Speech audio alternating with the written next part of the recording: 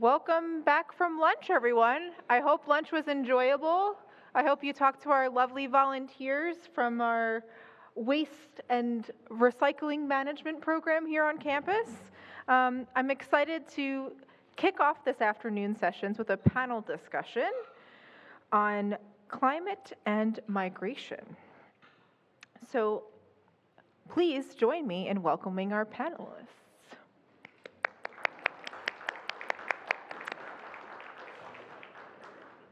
First, we have Dr. Michele Pistone, Professor of Law and founder of the VISTA program at Villanova University. We also have Dr. Daniel Cortes, Professor of Law at Villanova University.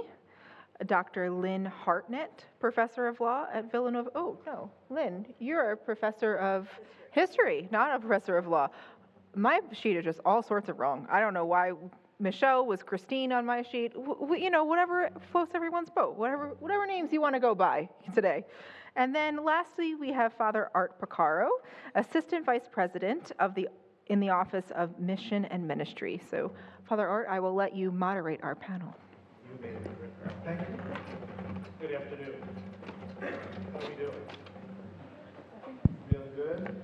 Enjoy so far the conference? It's fantastic. Not doom, not gloom, hope. And what Pope Francis reminds us, that one of the reasons why he wrote that document, Laudato Si, that we're called to be attentive to the cry of the poor and the cry of the slave. To realize that they're intertwined, that one has to do with the other. We prefer to do one or the other or neither. But the encouragement in this conference, I think, was the objective that to foster new thinking on sustainability. To foster new thinking. I think we have rich experience here that is going to encourage all of us to new thinking. And the three people we have, it's a great privilege to have them in front of us. Michele Pistone, who I had to reduce her biography here, Professor of Law, founder and faculty director of the Strategic Initiative for Migrants and Refugees, and is the founder and faculty director for VISTA. And VISTA is Villanova Interdisciplinary Immigration Studies Training for Advocates, not a minor achievement, a major response to the situation for migrants and refugees present in our country. So we are very proud of Michele and the good work that she has done and is doing. She established the law school's in-house clinical program, which she built and directed for 9 years, constructed or built, and served as the director for the Clinic for Asylum, Refugee, and Immigrant Services, better known as CARES, from 1999 to 2019. And that would lead right into Daniel, because he is now the director. But just before I say that, Michele, above all, is a loving wife. She is a proud mother of two wonderful children. She is one of the best professors that some of the people I know ever had. They would come and tell me, oh, she's fantastic. And if you need a friend, she is the best of all possible. And think of that if you were a migrant, if you were a refugee, and she is. That's what moves her. So that's Michele for us. And then give her an applause.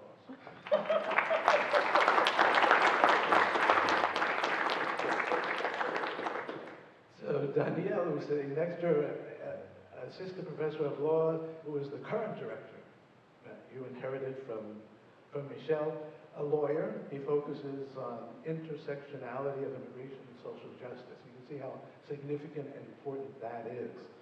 He's also an immigrant, so he's lived it in carne propria, somebody who knows what it means to be a migrant, to come to a foreign country and become of service here in this country. He directs that clinic, and he teaches a seminar and supervises student advocates working on asylees and their families. And I have to say this because I saw it in your biography. It says, prior to coming to law school, Danielle was 6th grade math teacher in North Miami, Florida. Wow. That gets my attitude because I didn't pass 6th grade math. And Dr. Lynne, and a friend here, Hartnett, who, as we heard, associate professor of history department. She researched Russia and revolutions. You like revolutions. And she has publications, award-winning teacher, and has 2 video courses that are available and of extreme interest. And that was one of the reasons why she was asked to be a part of this panel, to help situate. So first question is for you, Lynne. I have it written down here. How do climate change and migration, those 2 major topics, climate change we heard a lot about this morning, and immigration, how do they intersect? And what are some of the key trends that you see in this area? That's great. Thank you. Thanks everyone for having me. I'm honored to be part of this panel. So as Father Art said, I work on revolutions and refugees, and so I approach things oftentimes from this political standpoint. But if you look back in history, right, the climate change crisis that we have now is unprecedented. It doesn't mean that there hasn't always been times when people have had to migrate because of climate change. But right now, what we're seeing are increasing number of disasters on the world stage. And I think, just this past week, we had Hurricane Helene. And I think it might be helpful just to give a couple of notes from Vice President Kamala Harris's notes. When she was at FEMA, she basically said that the United States government will do everything in our power to help communities respond and recover. The devastation from Hurricane Helene is immense. Millions of Americans are without power, thousands of families have lost their homes, entire neighborhoods have been destroyed, major roads have been blocked or damaged, leaving entire towns inaccessible at this very moment. And what she went on to say is that we have a responsibility not just to help these people in the short term, but help to recover. The issue is that the United States government, the United States economy is a $28 trillion economy, right? And so what we're seeing is climate change and environmental disasters are not just local to the United States. And there is this increased urge for people to migrate because of drought conditions, because of rising seawater. And so there are millions of people around the globe that are migrating because of climate change. As a matter of fact, it's about 21 million people, almost as many as are under the UNHCR's protection under refugees. Now, way back when, right, in the Paleolithic age, there were people that migrated because of climate change, but at that time, the population was the size of Chicago. There was plenty of places to go. But what's happened now in the 20th and 21st centuries are that with the entrenchment of borders, national borders, people who are suffering from climate change devastation are usually among the most vulnerable people on the planet and also the least responsible for the conditions of climate change. And so they are leaving their homes to try to survive, but often find themselves dependent upon national governments who are willing to accept them. Right. So these are the people not responsible for climate change. These are the people directly most affected by it, most vulnerable. A minute that you either both, would you like to say something about that topic before we go on to the next question? So I was listening to a podcast the other day about, it was a lawyer from Louisiana, and she had moved back to Louisiana after Katrina. And she spoke about how her family members, her mother and her brother, migrated from Louisiana in response to Katrina to Texas. And now, all these years later, they're still living in Texas. So I think it's really helpful for us to create a sense of empathy with the migrant, the climate change migrant, when we think about the situation in our own country, right? Like, we can understand, it's really reasonable to recognize that someone who left Louisiana in response to Katrina moved to Texas and then started a new life there. And within the context of the United States, because we're a big country, they didn't cross borders. But in other places in the world, when there's climate change and when there's responses to natural disasters, people are crossing borders, and that's where kind of the solution, we need solutions to address that. Yeah, and I just want to highlight that the Institute for Economics and Peace estimates that by 2050, there will be 1.2 billion people displaced around the world due to climate change and related disasters. So this would roughly mean about 10% of the world will be climate migrants. And so I think that there's going to be a huge difference whether you're crossing borders, whether you're crossing cities, states, or continents. And we've seen it already where migrants aren't migrating for one reason. And it could be a culmination of reasons, right? There could be both very individual reasons, it could be political instability, but climate change is a very real factor that people consider when choosing to migrate, and it's going to affect billions of individuals on this planet. So I think it is a very ripe discussion. So we're getting a better picture of an idea, understanding the intersection of these two major issues. Climate change, which we heard a lot about in the morning, and migration. And we use the term climate refugees. We're going to hear a little bit about that, but I just want to interject. Here, Francis in Laudato Si says, and this was 2015 when he published it. Have you read it yet? We are not faced with two separate crises. We're not. One, environmental, climate change, and the other, social. Now, it's one complex crisis, which is both social and environmental, attentive to the cry of the earth and the world. Can't solve one without the other. So, your experience, Michele, how can law, your background, how can it adapt to recognize this new concept? We, as you heard, we also had refugees from time immemorial, but climate refugees, and what obstacles exist in this regard? Yeah, so I think it's really important what Daniel said about how environmental factors are one of sometimes multiple factors that encourage or sometimes force people to migrate. So people migrate because of conflict. They migrate because they've suffered from persecution.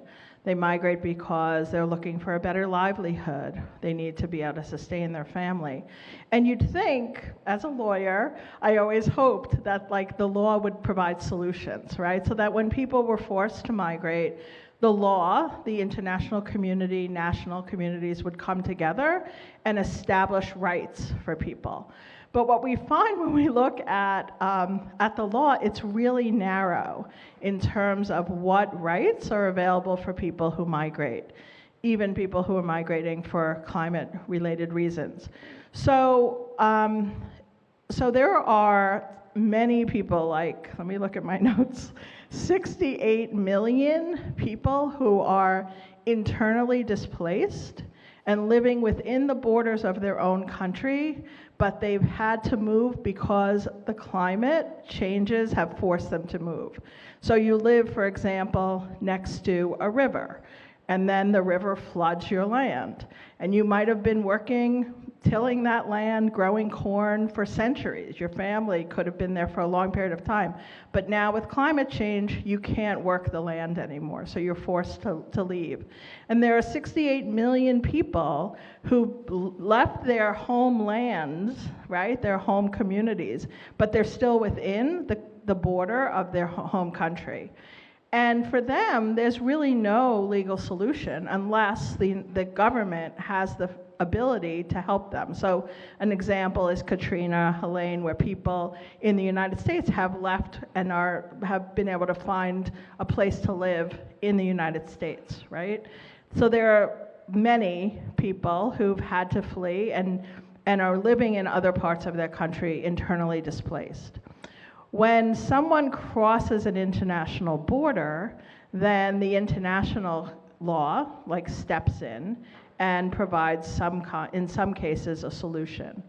And so the refugee system is designed to help people who have left their home country and are unable to go back because they have fled persecution or the fear of persecution on account of 5 specific grounds.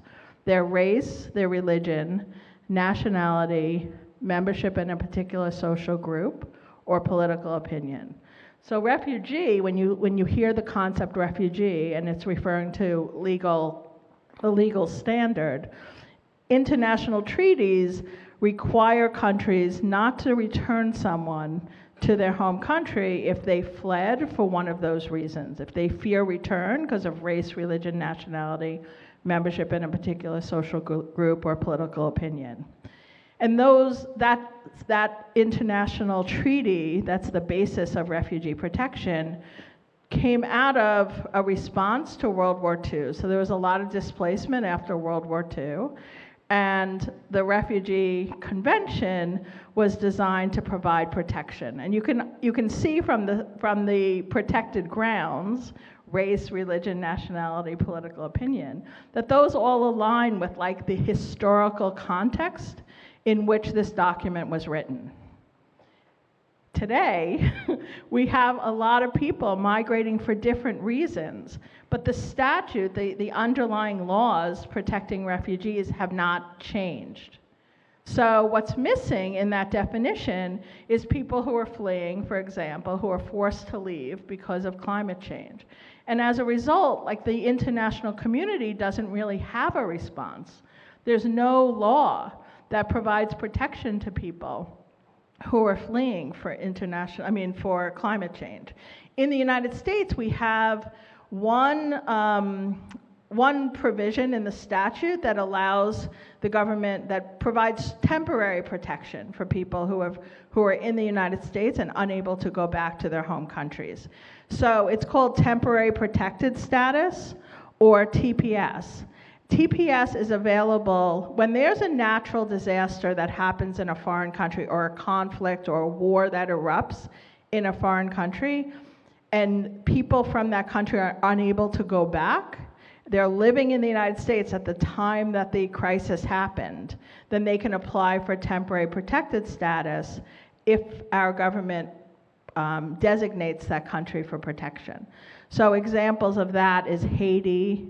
Right now, Ukrainians, there are Afghanis, people who can't go back to their home country for particular reasons are able to get temporary protected status. But again, even in the definition, you see that it's temporary. So there's no permanent solution, and that's what the challenge is, right? Because we have so many vulnerable populations that need a permanent solution, and the law just hasn't adapted to respond. Maybe Danielle, Lynne, comment there? I think I so agree with everything that Michele just said, and I would say this in terms of, as a historian, what's responsible for legal change? And in my opinion, it's usually, there's an impetus, right? And so when we think about World War II, right, there is an impetus. There were millions of displaced people in Europe, basically, right? So the UN creates the UNHCR, the Refugee Convention is founded in 1951, and then over time, what happened? Like the next big thing we have is 1956, where there is a Hungarian revolution, and there's 200,000 Hungarians that are displaced. There's an impetus to address that, I think, from a political standpoint, because of the Cold War dynamics. And my concern is now, in terms of looking at past history and how history has prompted the law and international agencies to respond, who is providing that impetus to protect those who are most vulnerable? If the boogeyman is not a geopolitical opponent, but rather climate change that various countries have had a hand in creating, where is the impetus? And that's my fear. Yeah, and I think to that point is that there isn't political appetite at the international level to expand climate migrants as a protected class, right? Imagine if a climate migrant could say, I'm being persecuted, I guess would be nature, or the country where they're at is unable to protect them because nature is then threatening their livelihood. That would open up a whole new class of migrants that, as we've seen, the developed nations really struggle with accepting migrants for the reasons that They have to argue on paper. And so what I fear is that there has to be some sort of big event where you do have hundreds of thousands, or if not millions, of climate migrants at some border, and then they'll be recognized, as opposed to being proactive and saying, okay, we want to acknowledge this, and then these are the types of things that we're going to include. I advocate for not a big event. Yeah. Right. I'd advocate, I mean, we don't need another Cold War. We don't need another hot war. We've got enough wars. Just to remember, and I wrote it down because I know I won't remember, for the good of all, the poor come first. For the good of all people, all creation, the poor come first. Without translate it into a language you like, but I'd like to see us translate it into reality. Those who come first in our mind and in our heart. So, Danielle, if you thought about this, help us understand. So, which populations are most at risk right now because of this climate-induced migration, and perhaps some of the challenges they face? Yeah, so the most vulnerable populations that come to mind, I think that are those that have the least amount of financial resources.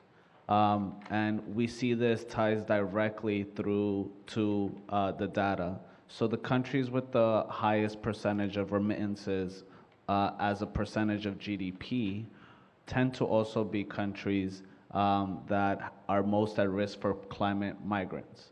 And so why that is because if people do not have the resources to either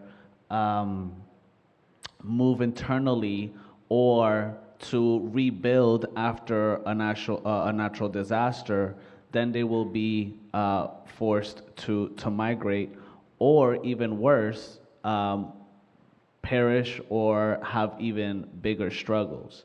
And so we've seen this, I think, in a lot of different contexts where we have a program here in the United States like FEMA, but understanding that not all countries have the resources and that type of setup to protect people that just experienced something. So when you don't have the support system, you'd be forced to then venture out into other borders or across continents. And then you mix in the complication of race, discrimination, the xenophobia against whatever group that's coming into these countries. And it makes it even more vulnerable for these populations to be able to have a decent quality of life. And so I really think it's layers of privilege that come with this vulnerability. You know, I think one example, even within the United States, if you are undocumented and you're a homeowner, which is totally possible, FEMA will not be able to provide you any support. You are only eligible for FEMA if at least one person in the household has some sort of legal status. So this really alienates families that are in a household of complete undocumented individuals that could have been here paying taxes for many years. And so again, it's a layer of vulnerability, right? Whether you have a legal status in a certain country and then something happens will dictate whether the government will support you. And we can see other examples in different countries. In Colombia, for example, Colombia has one of the highest percentage of displaced populations in the world.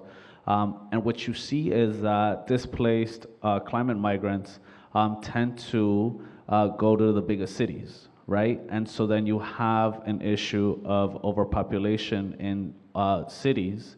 And Bogota over the summer experienced some record drought, and they had to make the decision where, depending on the zip code, they were turning off their water once a week. And so they had to go on a public campaign to the residents of Bogota to say, only take 5-minute showers, conserve the water. And if you live in this neighborhood, on Monday, you're not gonna have water. If you live in this neighborhood, Tuesday, you won't have water. And so it's really not only, I think, a question of vulnerability for where the migrants are originating, but also the nations that don't have the infrastructure to receive these migrants because they're not properly addressing the issues at the root cause. Thank you. Really interesting when you think. So the refugees, climate refugees, many have come from Venezuela, and how they're received.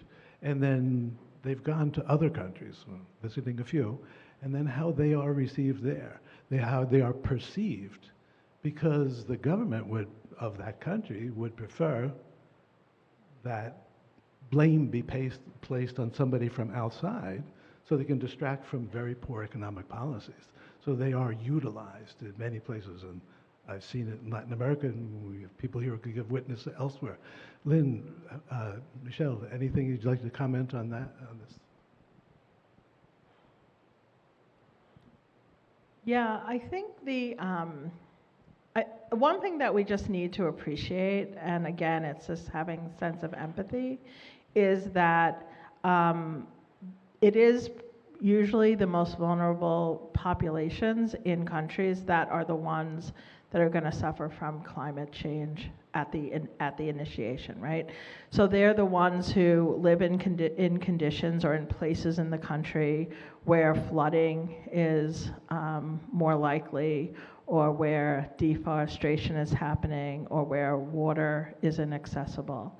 And so again, going back to what Father Ott reminded us about how we all live a better life when we focus on the poor. And I think that's like a key component when we think about migration in response to climate change. Agreed. I came that, not me, so I'm quoting somebody here. I came that you might have life. It wasn't just speaking to those of us who are in this room. I came that you might have life and have it more abundantly.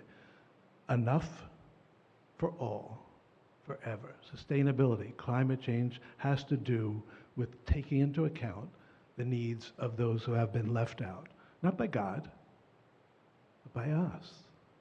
And what can we do to reach out to them? So we're coming to, if you have any other questions, we're going to do one more here, and if there's time, you might have something you'd like to ask these renowned professors here. Michele, on policy responses to this. So the situation, I think we have a better idea now, the consequences of climate change on populations, who those needy populations are, the consequences for them. So what policies are currently in place to address the impacts of climate on migration? And how effective are they in your judgment? Yeah, so the big challenge with policy solutions, recommendations, we've heard from both Lynne and Daniel that there's not a lot of appetite right now at the national or the international level for there to be real policy solutions. And the interesting thing about environmental migration, climate refugees, that first of all, there are all sorts of terms that are used, so there's no uniformity in terms of how people are approaching the problem. It's being researched from a lot of different angles and a lot of different disciplines, but all of the people who are doing the research and potentially coming up with solutions are looking at it through like their discipline or their lens. So you have refugee lawyers who are looking at it from the refugee law perspective. You have environmental lawyers who are looking at it from environmental side. You have like risk management and people who are responding to disasters who are looking at it from that perspective. And we really need, I think, as an academic community, to find a place where we can, within academia, situate this so that we can study it from an interdisciplinary perspective. Because policy solutions, I think, in this space are going to come from an interdisciplinary team of scholars and academics looking at it from all those perspectives. And so, I mean, in terms of like the last few years, there hasn't really been much appetite for response. So the Global Compact on Migration, which was a UN document that was drafted a few years ago, was actually the Catholic Church. Pope Francis was very active in promoting a global compact on immigration. It was voluntary. And it was just like a set of hopeful standards that like the international community could come to agreement on in terms of how to treat immigrants generally. Refugee migrants or environmental refugees were considered, but again, it's a document that exists, but a lot of countries in the world didn't sign it, and it's not mandatory. So the only thing that the UN was able to do in the last few years was negotiate this document, right? Which doesn't really have a lot of strength in the international community.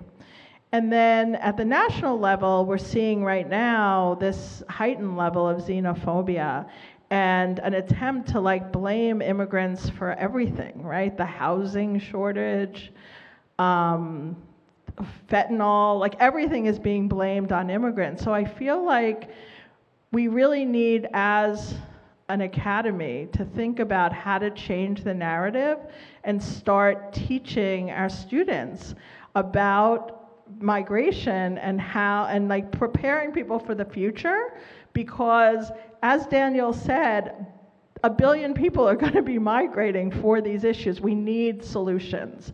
And just society is not ready for what's coming. And it's a shame.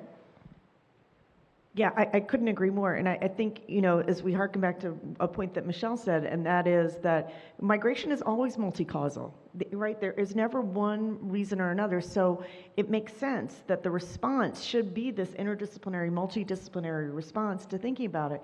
You know, as a history professor, when I tell my students, you can't look, you know, in politics today, oftentimes there is a tendency to grasp at an easy, simple explanation for the world's problems. There are never easy, simple explanations for the world's problems, either in contemporary society or in history. It's complex because human beings are complex. Human society is complex, and the interactions between various societies and states are complex.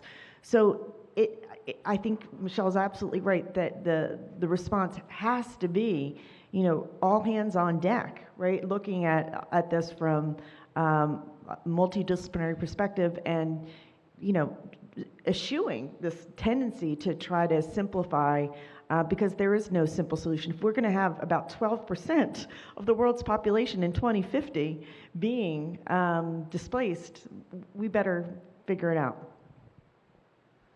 Yeah, and I think that there's a lot of space for creative solutions. So one of the things that I also found interesting in the climate migration is climate gentrification.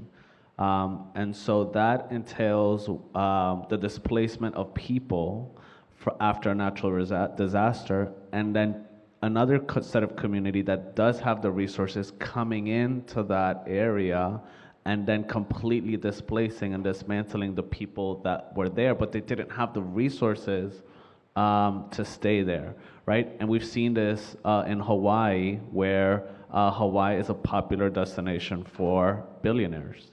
And after the decimation of an entire city due to climate change, and partly because of the allocation of water to resorts and golf courses, that city just lit on fire, and then billionaires and developers now came into vulnerable populations that didn't maybe have insurance or maybe lost everything, and they're going to be enticed to sell their property because they lost it. And so there could be community land trusts that communities can create to make sure that land stays in the hands of people that live in that community and have deep roots in those communities. And so you see this time and time again in Puerto Rico after Hurricane Maria. The island again was decimated, and you saw a lot of Americans, Canadians, and Europeans buy up pieces of Puerto Rico so that then they can, once everything was rebuilt, or maybe they have access to more resources, then they could profit off of the beautiful island.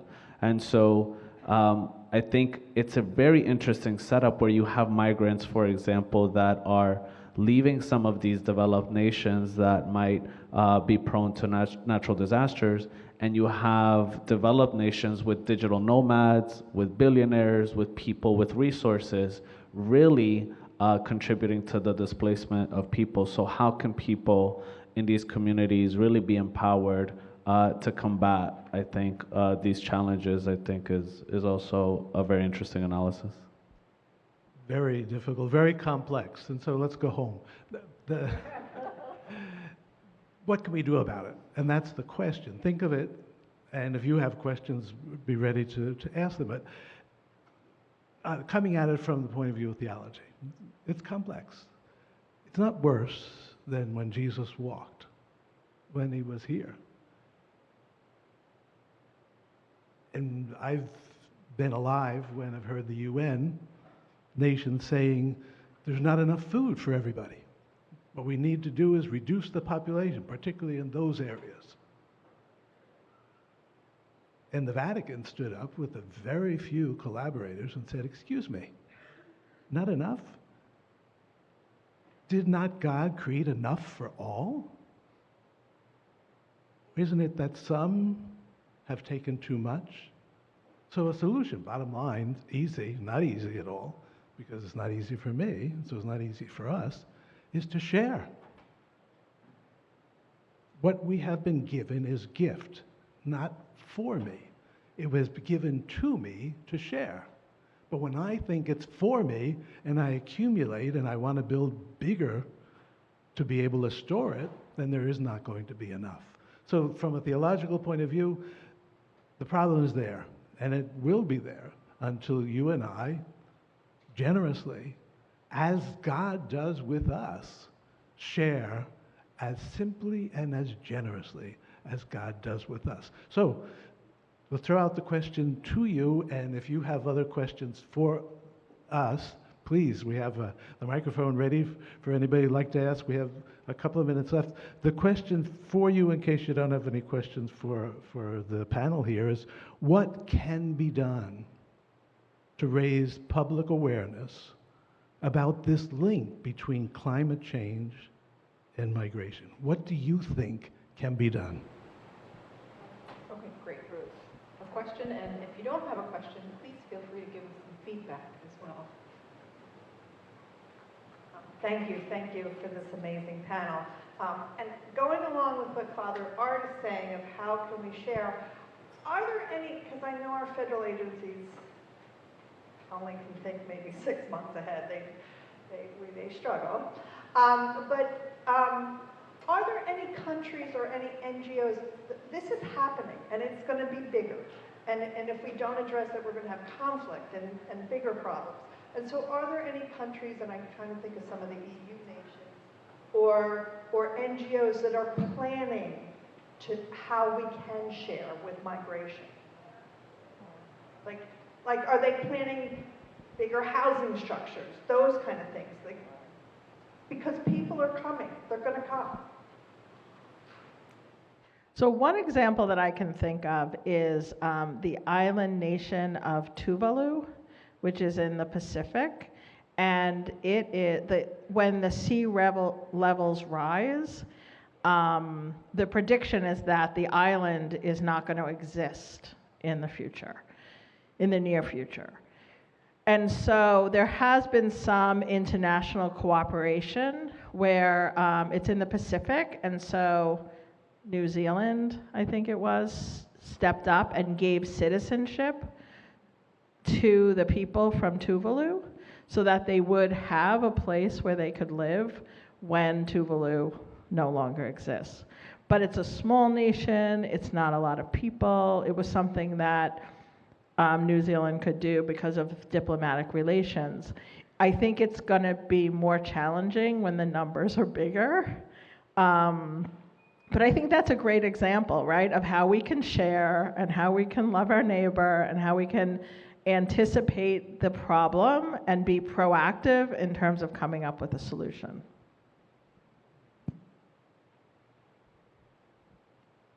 Any other questions?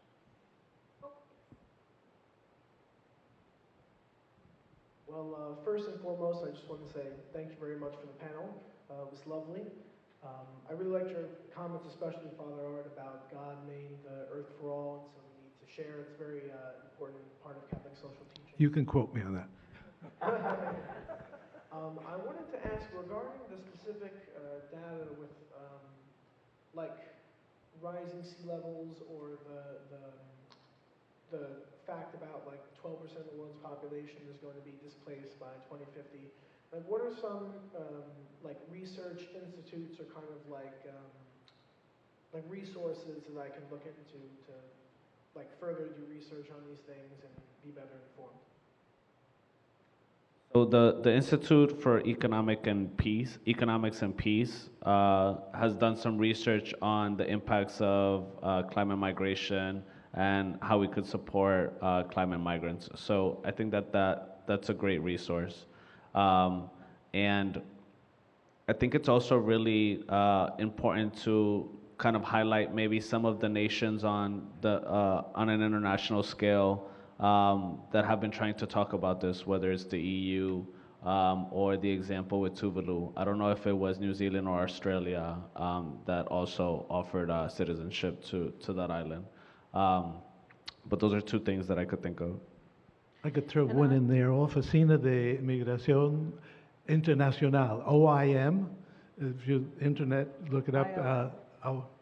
IOM? Yeah. International Organization on Migration. Yeah, they have a lot of information. IOM. There's also one of my friends, Elizabeth Ferris. She's a professor at Georgetown. Before that, she was at the Brookings Institute. She worked at the UN on the Global Compact on Migration. And she's been talking about climate migrants for decades. And her research is incredible and it's really accessible. So I would recommend that you just Google Elizabeth Ferris, Dr. Elizabeth Ferris from Georgetown, and she'll have look at some of her work, and then that will lead you to other places. One more question. I don't know if this will impact migration, but I'm just more curious than anything. The repeal of the Chevron case, will that impact migration?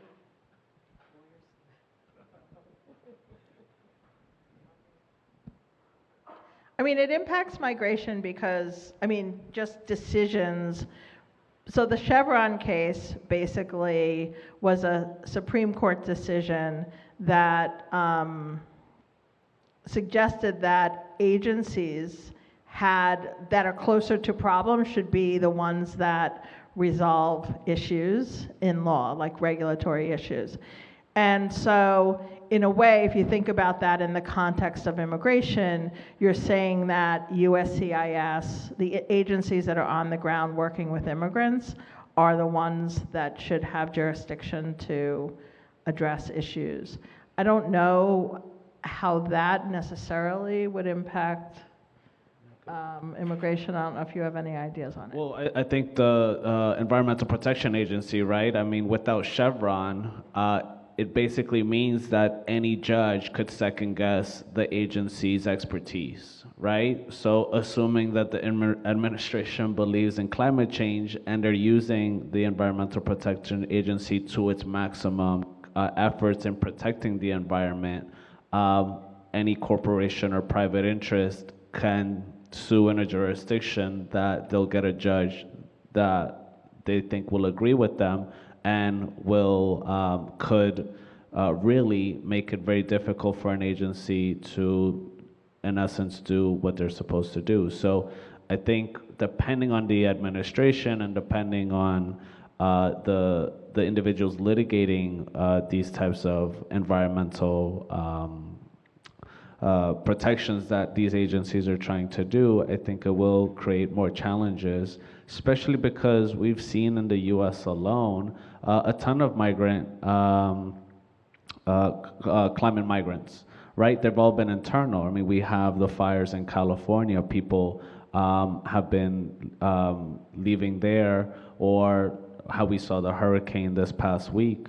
And then we also have insurance companies that aren't insuring properties in some of these states. And so if an agency can't do something about that because they're going to be sued on their expertise, I think it's going to make it significantly difficult for these agencies to address some of these things. Great, and Dan's got the red card right up there, so our time is up, and we're very grateful for the members of the panel who helped us understand better the situation, the intersectionality, climate change, and migrant refugees. The question remains for us, hopefully, what can I do? This is a Father Peter moment. Not good, what can you do? What can I do to raise public awareness about this situation going forward? Thank you.